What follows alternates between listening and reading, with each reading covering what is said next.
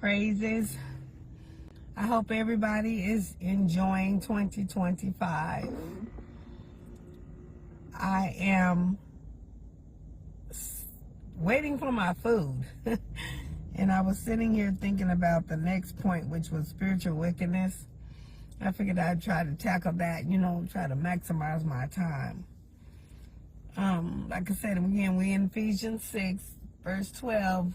We on to spiritual wickedness now.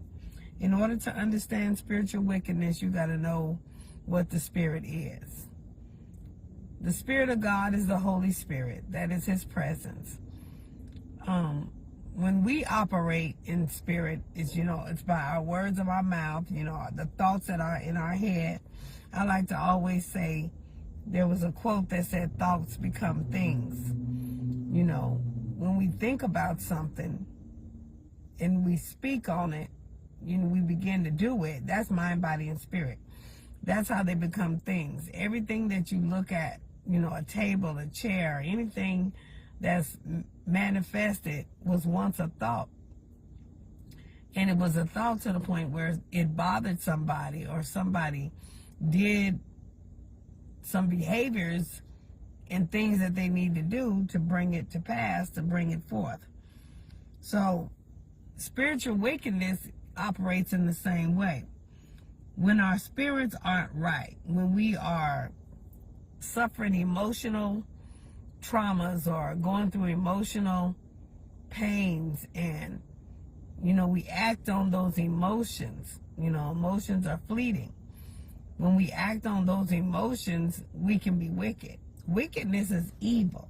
We operating in the evil realm, where we're being jealous, or we're backbiting, or we're talking about people, or we trying to destroy somebody's reputation, or it's bad things. We all pretty much think we can understand what evil is.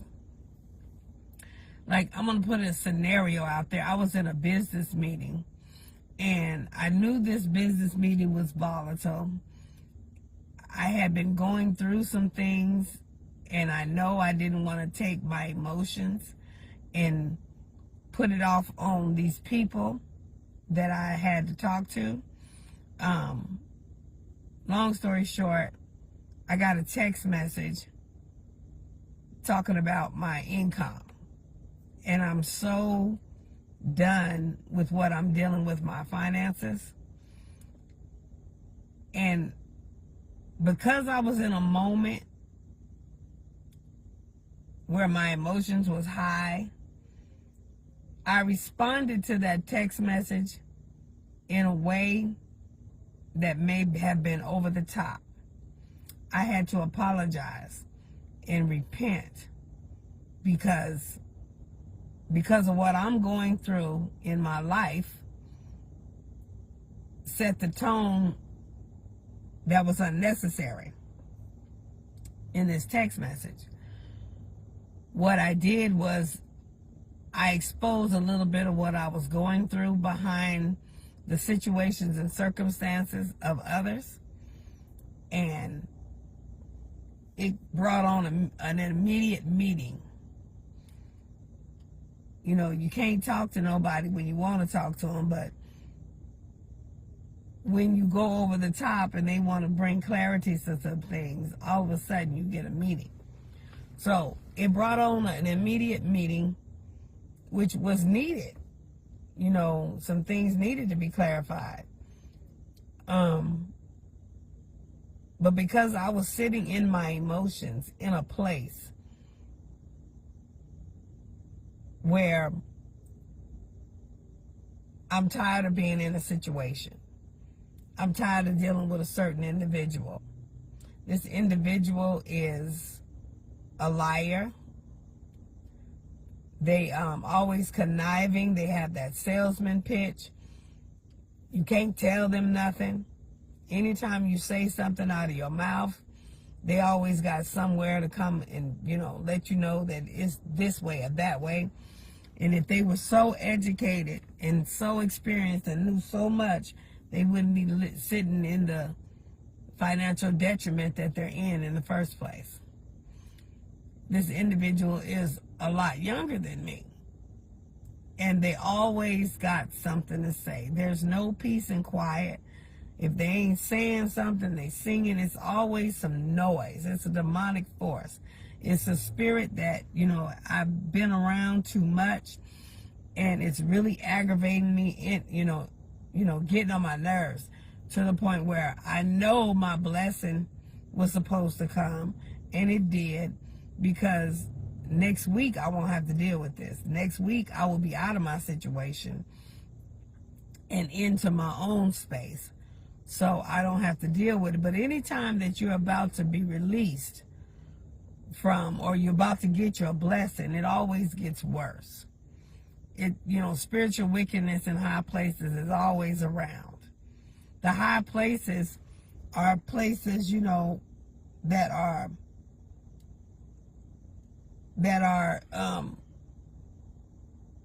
like in government, or employment, as far as people who control your financial situation. Spiritual wickedness is just like it refers to evil and corrupt influences in your life, and these exist in the spiritual realm.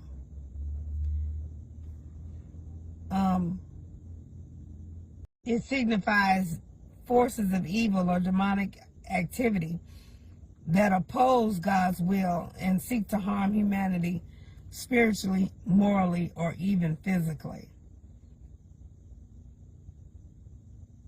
It's termed, the forces are often described as high places, operating in high places, which can mean heavenly realms, positions of authority, or influential spheres.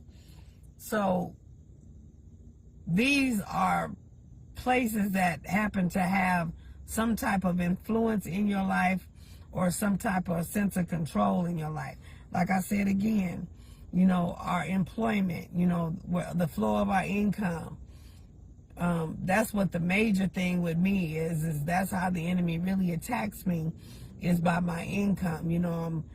Can't get paid on time, or there's not enough money, or it's always a way to keep me bound and oppressed, because that's the energy that the enemy uses more than any other energy, because I'm pretty much discerned on all the other energies. So what the enemy likes to do is try to keep finances from me so that I can't do what I need to do. So I was at this meeting, or I ended up at this meeting, and something told me, that I need to cover my behind. So I put things in place, and I went into this meeting, and I knew it could go left, and I knew it could destroy relationships, if energies got totally out of control, if angers or whatever. So I made sure I went in with the right tone, the right, I pray, and I went in, to listen, because I knew I was already burning, bubbling at the top. So I went in and I took control of the meeting by talking about the state that I'm in, and that I understood that I didn't want to go over the top and blame others for things that I'm going through. I had an idea of where the issue of the problem was, but I was not sure, because it's more than one influence involved in this. So I didn't go in blaming or chastising anybody. I just went in and explained my position of where I'm at in my life, because of the activity or the energy that has been taking place in my life. And we got an understanding. The individual apologized to me, because they did find some discrepancies, and they did find, that I was in the right. and they didn't know to the detriment that I had been suffering, going through all of this, and they were quick to rectify it. So it was good. It was a done deal. But then it wasn't over. You know, you have others who wanted to talk and, you know, shed light on some things. And I just wasn't going to go there because, first of all, the person wasn't even there to defend themselves. And I don't do that. I'm not going to just do discord like that. So I shut it down. I just said, you know, it's not about that. You know, if the X, Y, and Z was taking place, I wouldn't be in the situation that I'm in. I could do better if X, you know, if certain things wasn't taking place. So it's like people want to interject stuff into areas and it make influences in areas that are not meaningful. That could have went a whole different way. It could have went totally left. And I don't like demeaning anybody. I don't like downing anybody. And like I say, I didn't want to cause a conversation and that person wasn't even in the meeting to defend themselves. And I didn't want to get upset, you know, finding out exactly all that could have been found out in that, and I wasn't even able to address an individual. So what I'm trying to say is conversation is a tool or a big influence in spiritual wickedness. We got to be careful what we say, how we say it, who we talking to. You know, we got to be careful, you know, we listen and be able to interpret what they're saying as they're saying it, how they're saying it. We got to pay attention, and we got to have active listening skills, because one of the issues in the situation was in the text message, because you can't see nonverbal cues and things of that nature. What was given in the text message was received a totally different way, and that was the simmering influence until I was able to let them know in person that this is what I meant, you know, or this is what was said. Now, I understand that there were individuals that were trying to go to bat for me, to let me, you know, to try to help my situation, but the individual that they were going to was looking at it as I was having a problem. And I let them know that if I had a problem, I would have came to you and said something myself. I was trying to deal with the situation on my own. Basically, I was on my way out the door. But like I said, we got it all together. We got to be careful of our conversation. And then when we speak on people and they're not in the room, somebody gonna go and say something, and then that's gonna cause emotions and stuff to go again, and then we're gonna have to revisit that.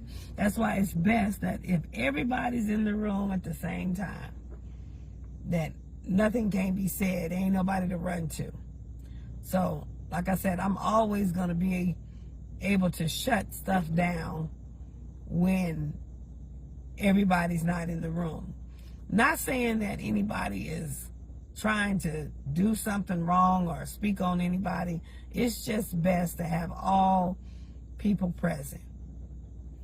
I'm glad that, you know, the situation was resolved as it appears, and we can move forward. And it was without all that extra influence, all that extra conversation coming in that would have had to been a to be determined or to be continued meeting, because the other individual would have had to come in, you know, later on at a later date, because they weren't there at this meeting. So spiritual wickedness has to do with your conversation. It has to do with your thoughts. Make sure your thoughts are clean, pure. Think on these things, as the scriptures say. things that are pure, things that are lovely. You know, wherever your mind is thinking, whatever thoughts are coming out of your mind, that's setting your energy. Make sure I want to say vibrate. Make sure you have an energy that's high, full of joy. You don't want to resonate in the negativity and angry and negative emotions, and because that actually can cause your body to go through sickness, because your body, there's a video on YouTube about water. I don't know exactly how you would search it out, but I think you would put something like emotions in water. How some people had put tanks together and they spoke certain words over this water, and you can see the different crystals in the water, how they looked. That's a good example if you can search that out on YouTube. But what you speak is important. If you speak negative all the time, it messes with your body. Your nervous system, your mind. That's, we can have what we say. So if we're always speaking negative, we're always gossiping and backbiting on other people, that's the reason why our body is going through what we're going through. Because life and death is in the power of the tongue. If you're speaking life on somebody, then you're going to have life. But if you're speaking negativity on somebody, that same negative poison that's coming out of you is killing you. It's resonating on the inside of you. And we ought to speak life. We ought to help people. Speak life, look past people's faults and, see their needs, help their needs. Like I say, this individual that I'm living with is really got on my nerves. That's why I had to get away for a moment. And I'm pretty sure my son looking for me and everything, but I'm to the point where I'm ready to say something and it ain't gonna be life. Like I say, next week, I won't have to deal with this anymore. Like I say, anytime you're about to get a blessing, notice that spiritual wickedness is all around. I was talking to my other son, my older son today, and about his situation, and where he can do something, and you could hear the anger and the jealousy in there, because he didn't want to give credit or referral for what he was trying to do, because it would give, benefit or credit to somebody else. And I'm like, because he wasn't getting the credit. And I'm like, why would you not want to give credit to somebody to bless, somebody else? But he's been going through so much. He's been working overtime, just get up overtime, 8 months worth of overtime. All he do is, get up, go to work, sleep, get up, go to work, kind of thing. And, his mind and his spirit ain't right, because he's so tired, he's exhausted. Sleep deprivation. That's another way that spiritual wickedness comes in. If you don't have enough sleep, you can start hallucinating. You can start hearing things that's not there. It's like, I always say this, it's like a cell phone. If you don't charge it, and as it continues to deplete, all your apps are not going to work properly. Just like your body. All your body is not going to function properly if it doesn't have the necessary rest, nutrition, and water or fluid that it needs. This spiritual wickedness is physical too, because like I say, when you don't do what you need to do for yourself, you create a breach where it can come in. So we need to be mindful and maintain self-care, take care of us. We need to know who we are. I know I'm going to get back on that other podcast, because y'all been bugging me. I said I was going to get back this month, so I will. And I think what I'm going to do is I'm going to start, talking about reclaiming yourself, because we've been talking about that at my place of employment. And I think that's a good topic to start talking about, to come out of, because I was doing the narcissist because everybody was talking about the narcissist. And, after a while, I got to realize that was so draining to me, because dealing with narcissism, it is very draining. They are very draining individuals. And I believe what I am living with is somebody that has narcissist tendencies. Now that everything is all good and grand, where they have a job, and they got their car running again, and the roof is over their head, all of that, and they really don't need me anymore. So therefore, they want to talk and say anything that they want to say, and act and do. There's no more hospitality. There's no more make sure the house is clean. There's they got their own agenda. They doing stuff, and they're not. People will show you the first impression, but make sure you wait until you get the real person. So I'm living in a space where an individual is manipulating the situation, got what they wanted, got what they needed, and now they no longer have any more use of me. So now it's like they're waiting for me to be about my way. So I'm trying to keep my mouth shut, because it would cause a whole problem in another situation with somebody that's related to me. There are spiritual things happening in the house. I mean, stuff that's been sitting up on counters and nothing been moved or anything. When you like the other day, we had a cup in the laundry room and sitting there all this time.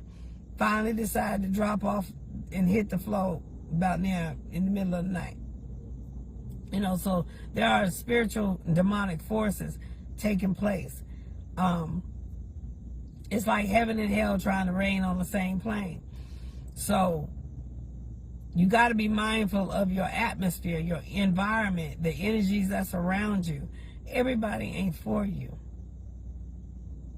I have people around me that I have to deal with that I know can't stand me, that they're not for me. I can't stand when somebody belittles me, simply because they feel that I don't know this or I don't know that. And you know what? That's my fault. It's to my detriment, because I'm a type of person that I just show up, do whatever's necessary, and I go about my business. I'm not one that goes in over the top. I'm not one that goes in and, want to expose my whole everything, because like I say, I know who I am. I am, I'm OCD, I'm very anal about things, and I'm also chronic PTSD. I pay attention, I observe, I don't just, get close to people because I know people are fickle. I've had hurt from all different walks of life, church hurt, relational hurt, all this kind of hurt, and I ain't trying to stick my heart out there. So you ain't gonna get all of me. There are people say they know me that they don't. They know what I present to them. I got all these degrees and everything, and they think like I'm gullible, I'm stupid, but I know what I'm doing. I'm not going to be putting myself out there to be held accountable for stuff that I don't want no part of. I'm not going to be putting myself out there to, go over the top and then stuff come back at me. I'm just going to do just exactly what's necessary to get the job done. And if I can put it off on somebody else, that's what I'm going to do. Because I don't want it to come back around. I'm sick of stuff coming back around to me. And I'm the one supposed to be blamed for this, that, and the other. So, like I said, I'm chronic PTSD. So, people don't know me. People don't even know my heart, know anything. Because the more they know about you, the more they tear you down. You can't let everybody in your inner court. And you can't let everybody in your holy of holies. So all the people that's on the outside, they get when I come out, they get that. And when I go back in, they don't know me. I'm not as stupid as I pretend to be or I present to be. Just because I don't say nothing don't mean I don't know nothing. And maybe that can be considered as a spiritual wickedness because I don't want to present who I actually am. I'm presenting my truth, but I'm not allowing people to know exactly what I know. I don't put my whole self out there. It seems as if I do because of my YouTube channel and everything, but I don't tell you everything. I don't tell you about my relationships. I've never been one to be on here and talk about my man or anything like that when I had one. You know, there are some things when you tell, you know, people about your relationships and your business, that spiritual wickedness is going to come in there and try to do whatever they can to separate that. And that's what's going on in the situation I'm in right now, because this individual is tired of dealing with me and tired of not being able, he's not getting out of me what he thinks he can get out of me. He's not having his way. So therefore he's trying to manipulate and cause a disconnect in the relationship between me and my son. So I just get quiet. And I just listen, and I let the individual, you know, you can do damage to an individual when they're talking and you shut up. Some people can't stand silence. This individual really can't. They always got this. It's always got to be some noise. There are some people in this world that cannot handle peace because their spirit ain't right. I don't care. It could be pitch silence, and this individual will start singing a song or got to say something or do something. And this individual can't even remember passwords. They can't remember their cell phone. They're always leaving their wallet somewhere. But they so high and mighty. They know everything. To the point where you get tired of telling them stuff. You get tired of talking to them. That's that confusion. That spiritual wickedness is, you know, you say something and they got to say something against it because they want to have a conversation. And otherwise, you don't have no conversation with the individual because the individual ain't got nothing to talk about. They don't have no conversation. They can't talk on your level. They don't know nothing. And the things that they talk about is like trying to get over on people. They want to promote racism and prejudice and stuff like that. You know, stuff that don't mean nothing, no good. And I want to say too, somebody was telling me just to pray, bless the house, cast the spirits out. You got to be careful with that, especially if you believe God for who he says he is. Especially if you're walking a consecrated life.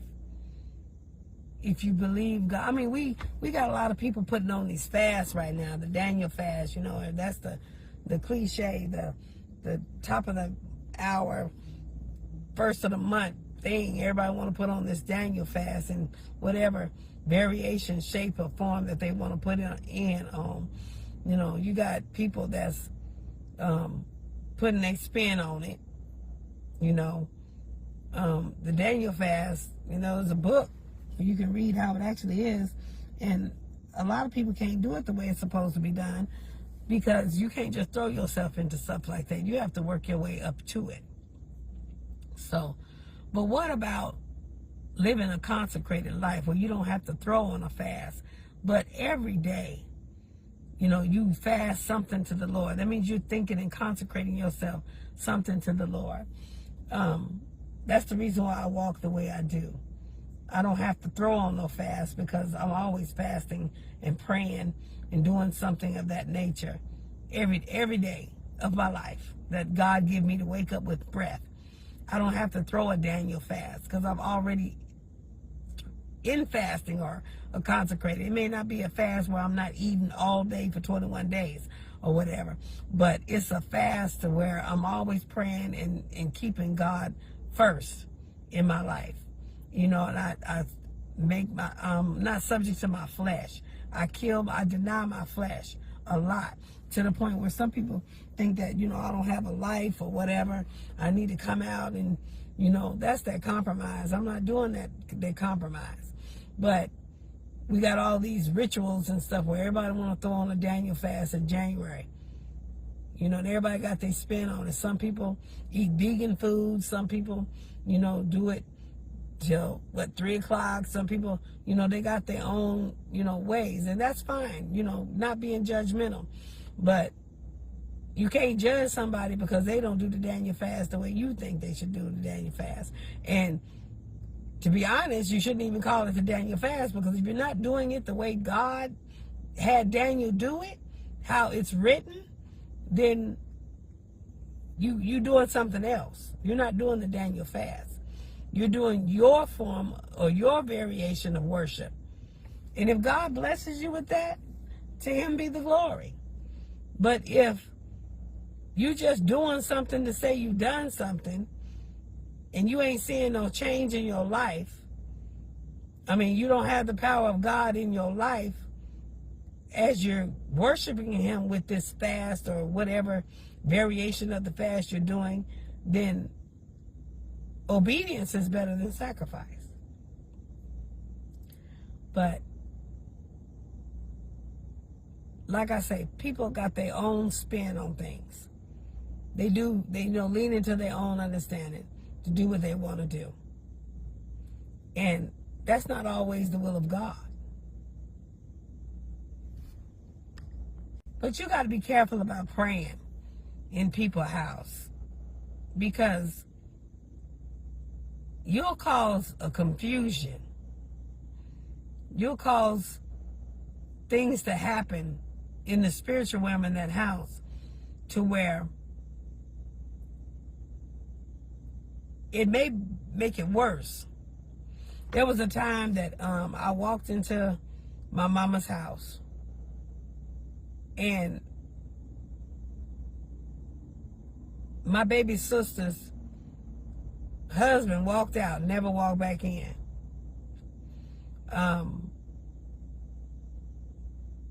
You know, the anointing.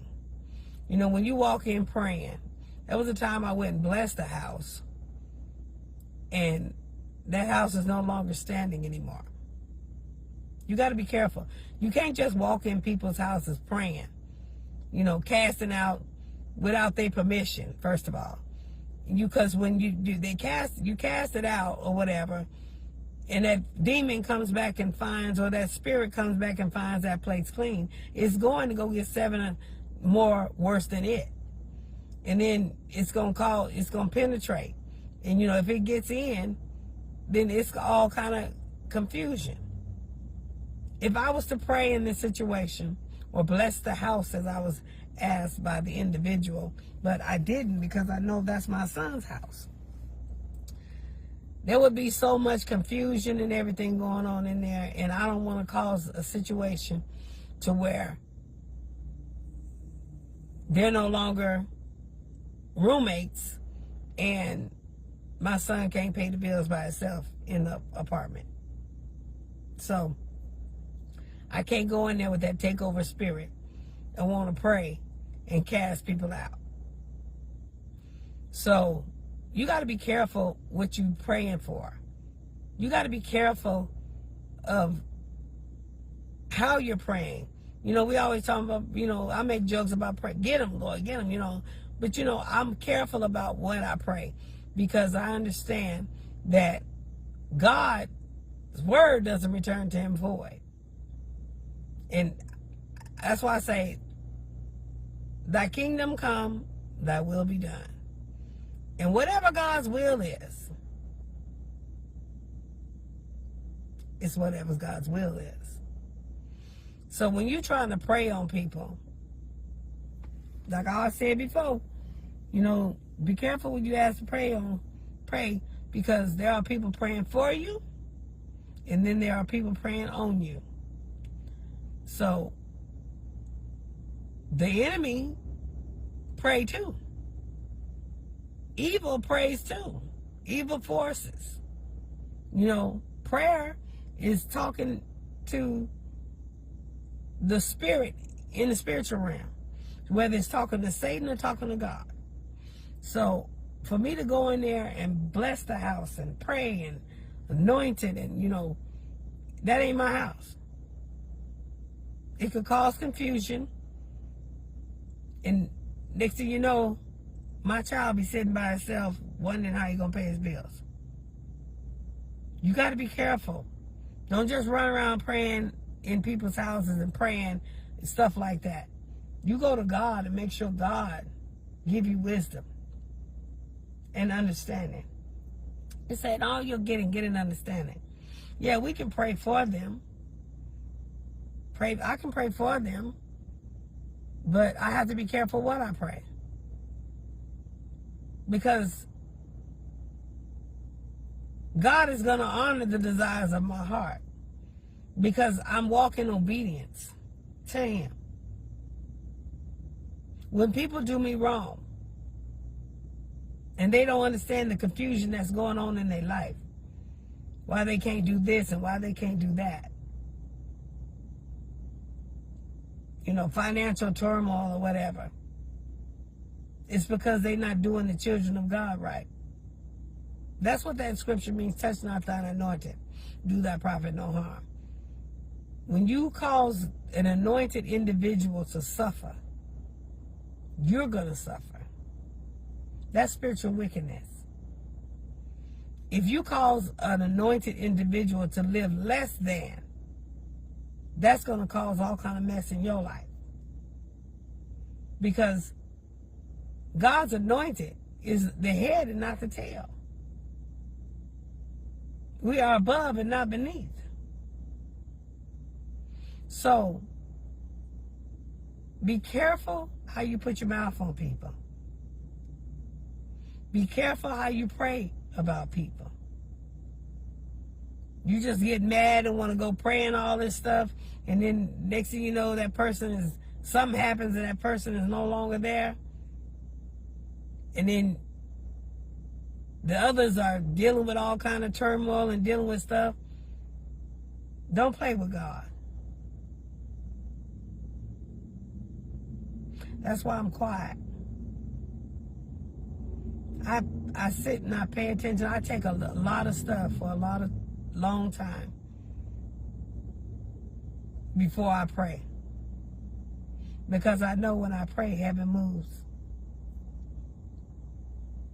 I was at service last Sunday. I was teasing my daughter about this.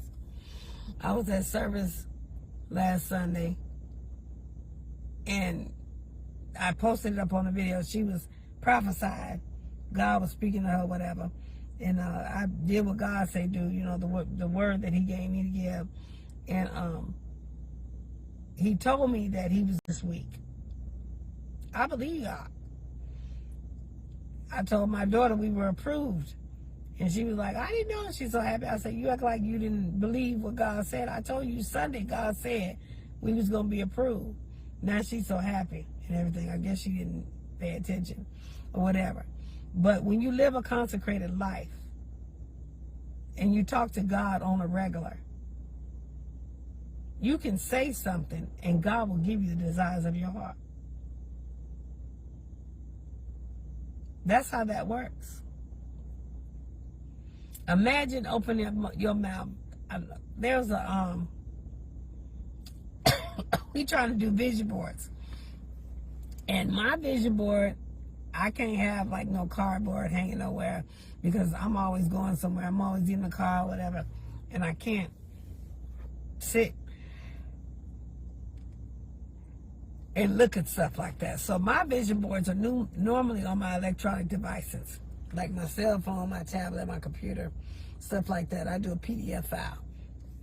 So I was trying to start my vision board on a PDF file, and every time I got a picture of what I wanted put on there, God gave it. So I take it off the vision board. It's done. Like an apartment outline design that I want. I put it on the vision board. 2 or 3 days later, I got a call that I was approved for that very design, that very apartment. So it's hard to create a vision board when you are consecrated with God, because the moment you put it on there, within a short time, it's all based on your heart and your obedience and consecrate, your sacrifice, your consecration to Him. All depends on what you want to. I put it on the vision board, and it's gone. It hasn't gonna come off of there because I already have it. So I don't know, maybe some of y'all need to make a vision board, and that'll tell you where your relationship is with God. If you put something on the vision board and it's still there 20 years later, you need to have your relationship with God. You need to build a relationship with God. You need to have a prayer life. You need to be able to talk to God. Stop going to these pastors, preachers, teachers, and, letting them lay hands or whatever. You need to have a personal relationship with God with yourself. So, when you are living in a space that has a bunch of spiritual weakness, you got to get quiet and you got to pay attention to what's being said and say little as possible, because you don't want to fuel, the conversation. You don't want to keep the confusion going, and it's going to get up under that individual's skin because you're not talking to them. So when you're not talking to them, it makes them feel uncomfortable. They don't know what you're thinking. They don't know which way you're rolling or which way you're going to move. So there are some instances where I do get quiet because it manipulates the enemy. So like I say, I hope that's a good example. Spiritual wickedness is, you got to be careful what you think. You got to be careful what you say. You got to be careful of the environments that you're in, that you're speaking in. And you got to watch how they are responding, because you don't want to sleep in an environment that's spiritually wicked. You wake up with your spirit feeling wrong. You can't even wake up right, and you have to make sure you change your energy when you wake up. Put something positive on. Read a positive book or something. Always don't walk around with that negative energy just because you are in the proximity of an individual that is spewing negativity or spewing, spiritual wickedness. They got their own emotional battles, their own emotional issues going on, and because they can't get you to do what they want you to do, they want to run around and have attitudes, and it's just not good to live in environments like that. But sometimes we have to be in spaces like that because sometimes life causes us to be in situations. Even on our jobs, people get angry and everything. You don't just want to up and quit and go get another job. You got to be able to deal with that. I get quiet, because people really don't know me, and they think they know me, and they won't, they think I'm just so stupid and so gullible because I'm quiet. But then I get on my YouTube channel and I'm talking and sharing and everything, and it changes the mindset where I'm always talking and I talk too much, but I don't talk when I'm supposed to, I guess. But like I say, spiritual wickedness is something or an energy that comes to bring you down. It comes to oppress you. It comes to confuse you.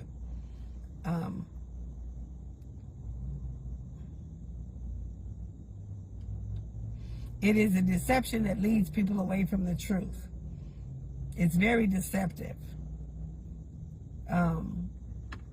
It causes temptations that promotes immoral behavior. Somebody whispering in your ear to do something that's not righteous, that's not truth. They lying, Like I say, this individual, I can't trust him as far as I can throw him, because it's always a lie. It's like that salesman pitch.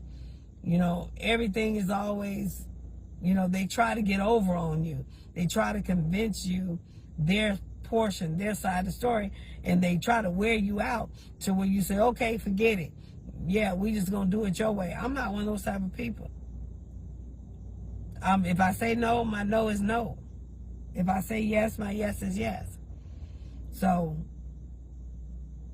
I pay attention to what comes out of my mouth. And this individual just speaks whatever, because whatever they think their heart desire. There was an incident where this individual could not remember a password. And to show the depths of what this individual does, this individual had, it was the passwords and stuff, to go in, you forgot password, it's going to send it to the last phone number or whatever. Well, this individual didn't have that phone anymore because, they had got a new phone company or whatever. It had been going around for a minute, to the point where this individual called the past phone company. Somebody happened to answer and kept that individual on the phone until they sent the website or whatever, kept sending verification codes to that person's phone, wasting that person's time, all because that individual wanted to get a password or whatever, and kept lying, talking about it was a job. And it wasn't. It was for a doggone game, to sit and play PlayStation all day. That don't make no sense. So for somebody to think and waste up somebody else's time clear across the United States because they want to play PlayStation, they couldn't tell the truth and that it was for games, because they knew that person probably would have hung up on them. But they had to say it's for his job and all this kind of stuff. That makes no sense. When you can't live in truth, you got to think of all these lies and stuff. That's a person that's full of spiritual wickedness. And it's spewing it out on the individual that was across the United States. States, back in his hometown. So when you are full of spiritual wickedness and all you can do is spew out wrong and negativity and evil, you can't talk in truth. You can't handle the truth. You can't understand truth. You need to check your spirit. You need to make sure your spirit is full of life. It's oppression, fear, or despair caused by unseen forces. That's another way to define spiritual wickedness.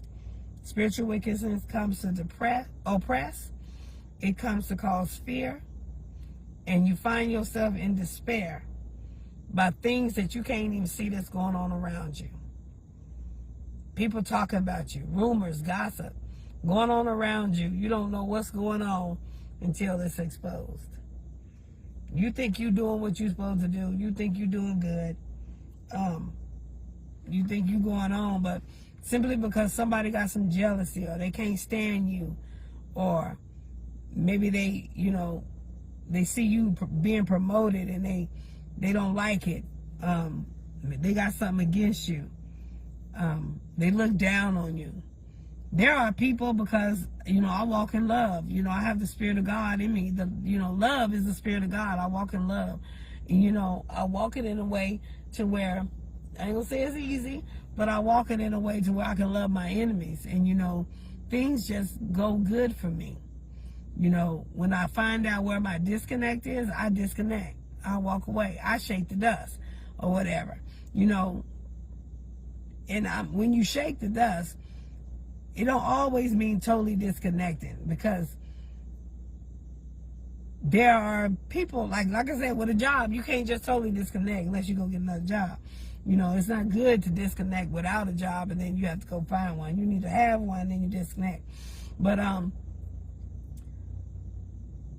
shaking the dust means I can just, step back a minute. Just draw back till eventually I'm gone. As you back out the door, shake the dust off your feet at the front door, and you go on about your business. But, you got to have an area where people can repent, where people can say that they're sorry, and, you got to have forgiveness or whatever. So when people are oppressing you, like I say, I live or try to live in financial oppression, because that is the one area in my life, most of the years of my life, is they always messing with my money. I gotta wait for my money. I got, people owe me money. It's always about my money. Now, the owe me money is my part because I should have been letting them have it in the first place. And I don't have too much out there now because, I really don't have the money to give. But I'm talking about where I've sown seeds years ago. You would think that those seeds would have prospered by now.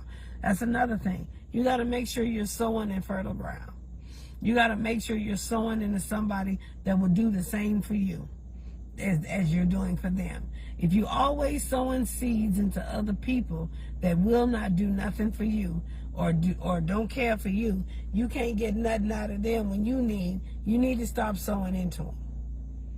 Sow into people in areas where you can get a return if need be. So I'm not saying you're supposed to, give looking for something back, but when you give it, make sure you don't need it back. And also check that person's character, that person's spirit. When you give it, not needing it back or looking for it back, but you are looking for, if you come into the same situation, would that person be able to do the same thing for you? Would they want to? You can judge, I ain't gonna say judge, you can discern a person by their conversation. How are they talking to you? How are they treating you? How do you feel when you're around them? Do you feel love or do you feel being used? You may not never remember their name, but you always remember how people make you feel. So do they make you feel comforting? Do they make you feel, wanting? That's when we deal with our love languages. Our love languages tell us how we receive. Do you know that individual's love language? Have you figured it out? Have you asked them? Do they even know what their love language is? So do you know what your love language is? So when you treat people or handle people in their love language, then they receive it. My love language is time. That's why a lot of people in my life, I kind of distance myself from because they manipulate my time. Especially my time when it's connected to my money. Because I don't want to sit there and you manipulate my time. That's so disrespectful to waste somebody's time sitting there waiting. Just waiting. And they could be doing something else, something productive. They could be making money somewhere else. If you ain't got nothing for them to do and you're not paying them, who are you? That's disrespectful. So I don't like my time to be manipulated because that's how I receive. My love language is time. When people ain't got time to deal with me, I ain't got time to deal with people. I don't receive a lot of what they're doing. When people sit with me and spend time with me, because I know time is precious. Time is something you can't get back. So, I honor that because they spent the time. They took the time. They gave a commodity, as to say, that they couldn't even get back. That they can't. God is the only one that can redeem the time. So, when people spend time with me, that's my love language. That's how I receive. Makes me feel all warm and fuzzy inside. It makes me want to do for them, over, above, and beyond. But lately, I've been in some situations to where I stopped doing that above and beyond a while ago. Because, over the top. Because I found myself in my situation and there's not a one. You got people that'll say something and you can tell the ones that'll say something, if you need this or whatever. And then when you take them up on the offer or whatever, they forgot that they said it. They was just talking or whatever. There's a whole lot of people like that they talk. I call it the gift of gab. They got the gift of gab. They say things and they put it out there in the atmosphere, but there's no substance behind it. There's nothing that you can hang on to. So, and then when you back up on top, then they, want to come to you, and that's when you ought to have, put that hand up to the face like you done. Because all that talking was just hot air. That's spiritual wickedness. You start believing people about what they say. You start trying to You know, you got to be careful who prophesied to you. You got to be careful who's speaking to your life. You got to be careful what you believe from other people. Because when you believe from other people what they say and they don't have no substance and it don't come out the way that they said it was supposed to come out, it sets you back. You going on the trajectory of a prophecy or a belief that never could manifest or come to pass. So you spinning your wheels, wasting time. I can't stand that, because like I just said, my love language is time. I can't stand wasting time. I could be doing something productive. I'm 54 years old. I got more years behind me than I got ahead of me. And I ain't got time I don't have the time to sit and waste. I don't want to sit and waste my time anymore. It irritates me. It makes me angry when people waste my time. Especially when they waste my time when it's connected to my money. So, spiritual wickedness, when you think about it, it's all kind of different things that you got to pay attention and be aware of. Like I say, mostly conversation. What words are being put out in the atmosphere? I intentionally put some words out in the atmosphere just to see how I can get people to move. Contrary to popular belief, I'm not stupid. I do what I do for a reason. I speak to people and say what I say to people for a reason, because I want to see how you gonna move. Like I say, back to that meeting we had, I knew what was going on. I knew what was being said. I knew who was saying it. And because I knew who I gave information to and who I didn't. And when it all came out in that meeting, I knew who I could trust and who I couldn't. And what I could trust you with. So, like I say, despair. You find yourself sitting, looking like a deer in headlights, because spiritual wickedness, the confusion, the devastation that comes along with that. We read these scriptures and we just don't think of them. You know, a lot of people say, oh, that's just a book that somebody read. It ain't this, and they're black, and, you know, we got all kind of things going around the scriptures, the Bible. But we're not paying attention to what the words are saying. That's the confusion. That's another way of keeping us from the truth.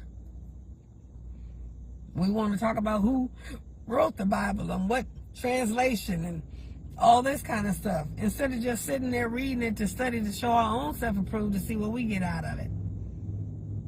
We read any other book and we don't have all that conversation around it.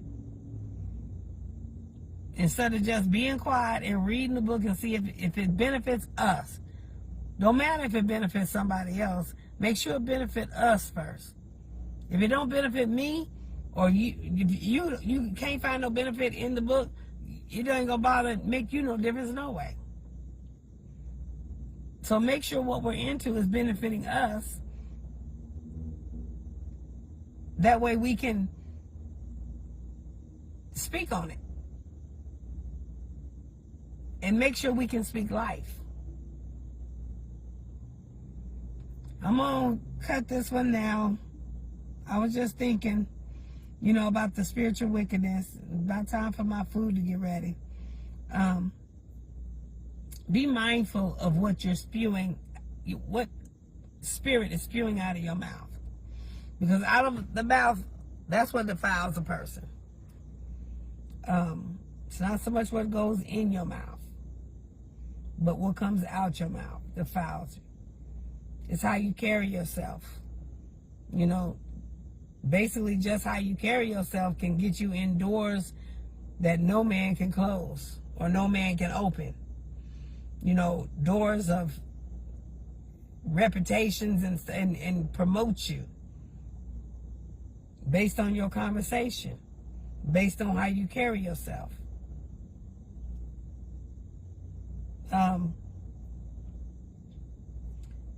Spiritual wickedness is anything that undermines spiritual growth.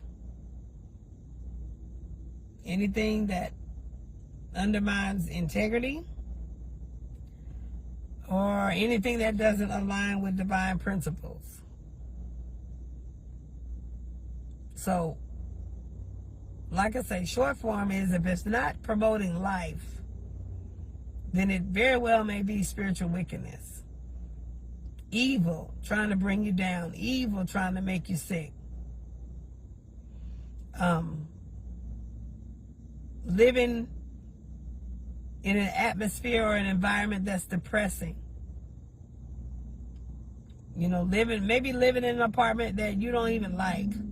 You know, get up and redecorate, change the apartment, move stuff around. That changes the atmosphere. Gives you a different outlook on it, a different mindset.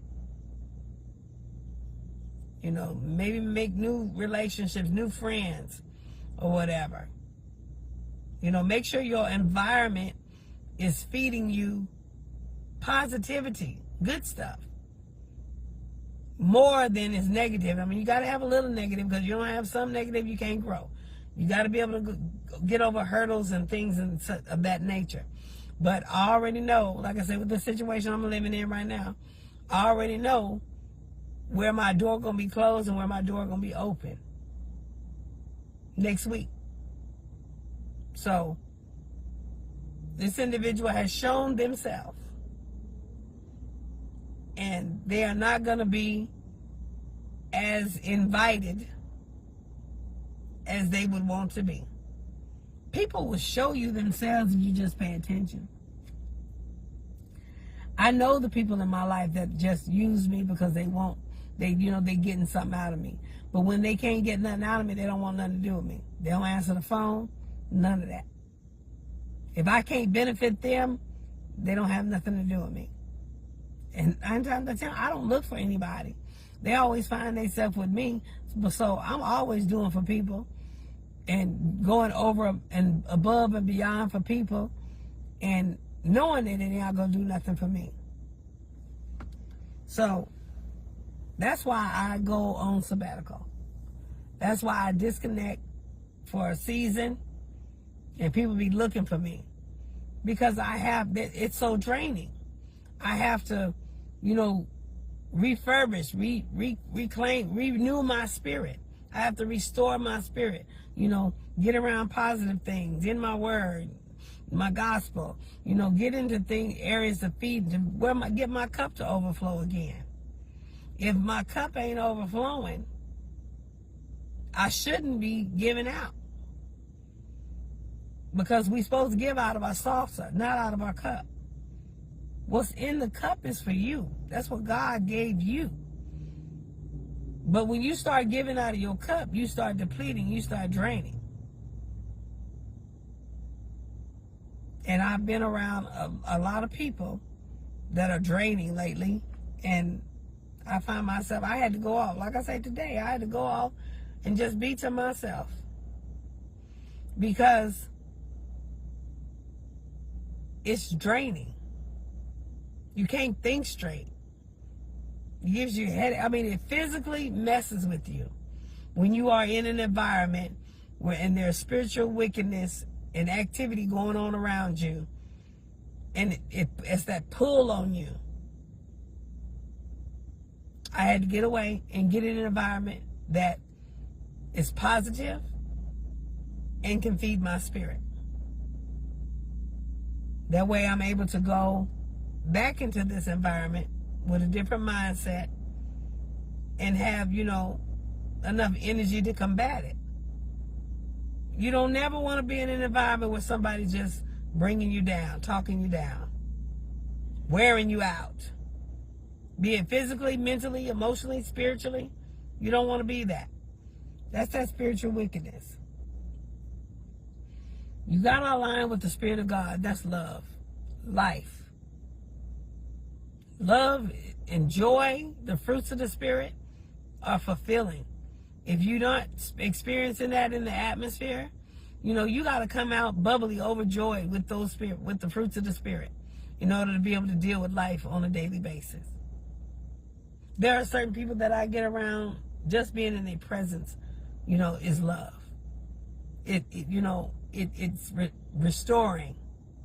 Just being in their presence. Don't have to say nothing. Just being in their presence, the fellowship is just amazing. But then you got to put people in the categories too, because in another situation, being in their presence, I feel belittled, or I feel like they can't stand me, or I can't say nothing, and them not have something negative to say or come back or come at me or whatever, because I don't know if it's jealousy or envy or what. But anytime I'm in a situation where I'm shining, there's individuals that are literally you can see the hate in their eyes. But then, like I say, in another environment where everything is just even, ain't nobody shining or whatever, the energy is different. You can really sense love. You can feel the restoration. It's not draining. You're not spiritually or verbally or physically arguing back and forth with an individual. So, like I say, I'm going to cut this one. Think about the atmosphere and the environments and the people and the company that you keep. The company that you keep, are they giving you life? Are they influencing you in a positive way? Do you feel full, or do you feel like they're draining you? Maybe you don't need to be around them all day. Maybe you can pop in and pop out. But anybody that's draining you, you need to make sure that you go in full. And if you just get to the point where you can't, recover, it's time to leave that person alone. Because you don't want to be, anytime you're drained and life happens, you're not able to function the way you're supposed to function. It's like a boxer. When they get into the ring, if they go in tired and sleepy and ain't got no food and all that, they're going to be defeated. You got to fight with your highest level of functioning. You got to fight with your mind, your body, your spirit intact. Because, like I say, it's a spiritual warfare. You can't just be tired and put on the armor and going out there tired. The soldier has to be okay. The soldier has to be fed. The soldier has to be, on point, rested, restored, energized. Don't walk into no spiritual battle less than, because you'll be defeated every time. Like I say, I'm going to cut this one, y'all. Until the next time, stay blessed.